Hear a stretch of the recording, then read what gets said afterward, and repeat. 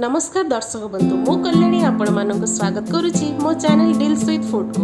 आज आम बनवा जाऊे गोटे मजादार स्नैक्स रेसिपी बास गोटे आलू आ घर नीतिदिन यूज करुवा मसला केमिति बनुची टेस्टी आइटम टी चलतु देखा यहाँ केमिति तैयारी होची। या बनवा आम ये दुईटी बड़ साइज आलू नहीं आपण क्वांटिटी हिसाब से आलू ने एबे या भल भाव में चोपा छड़ाई दबा। एबे आलू को भल भाव में देखो ये मुझे चोपा छड़ाई दूची। एबे ग्रेटर द्वारा ताकू भल भाव ग्रेट कर नबा।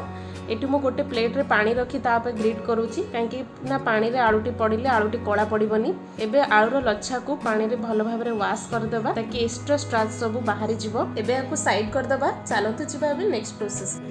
एबे गोटे कढ़ई बसैबा से 4 कप पानी नेबा। आपण जो कप रे सुजी नहीं से कप रो डबल आपण पानी नेबे।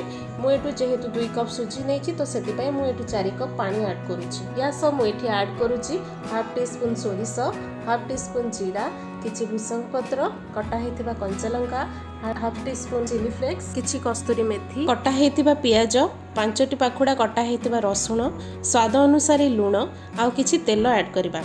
एबे कौन करबा ना ये जो आलू लच्छा को ताकू भल भाव में पानी चिपुड़ी देबा आ एबे ताकू पकई देबा। याकू भल भाव में मिक्स करदबा। 2 ରୁ 3 मिनिट चाहे याकू भल भाव में कुक करबा। गैस रो फ्लेम फुल रखिक याकू कुक करिवे। देखंतु आलू एबे टिके ट्रांसपेरेंसी देखा जिवो। आकू हमें एबे ओवर कुक करबा नहीं। वर्तमान हमें सुजी ऐड करबा। आकू भल भाव में मिक्स कर देबा। जो जाय डो कंसिस्टेंसी न आसीची हमें से जाय एमिति मिक्स करूथिबा। एबे देखंतु परफेक्ट डो कंसिस्टेंसी रे आसी जाइछि। वर्तमान याकू काढी दबा। मु एठी गोटे थाली नैछि सेथिरे मु भल भाव में ऑयल लगे देइछि। एबे सुजी को से थाली ऊपर काढी दबा। एबे हाथ रे ताकू गोटे शेप दबा। देखंतु एई परि भाव में प्रेस करी करी ताकू गोटे परफेक्ट शेप दबा। मुझे स्क्वायर शेप देइछि। आपण चाहिए गोल या अदर को शेप दे पारिबे। एबे देखंतु मु एठी किछि व्हाइट राशि पकेइली ताकि टेस्ट आउ टिके भल आसीबो। आपण चाहिए याकू स्किप करि पारिबे।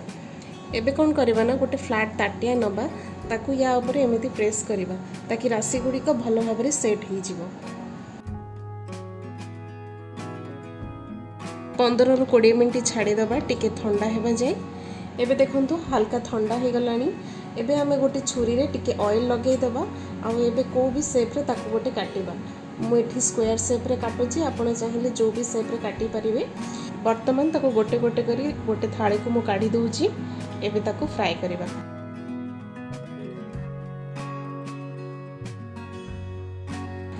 वर्तमान एठी देखंतु मु गोटे कढ़ई रे तेल गरम करिची। एबे ताकू तेल रे हमें पकेइबा।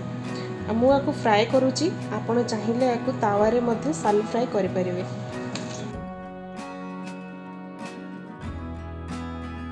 एबे यार गोटे साइड फ्राए हो गलानी। एबे ताकू पलटई दबा। गैस रो फ्लेम मीडियम रखी पूरा क्रिस्पी होबा चाहिए ताकू हमें फ्राए करबा। देखंतु एकदम तैयार हो गलानी। पूरा गोल्डन ब्राउन कलर हो गलानी। एबे हमें गोटे पेपर रे ताकू बाहर कर दबा ताकि तार एक्स्ट्रा ऑयल बाहर जिवो।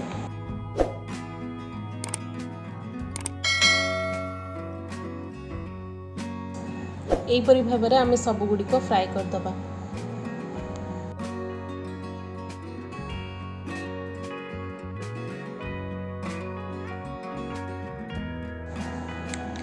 देखंतु केते क्रिस्पी एइची।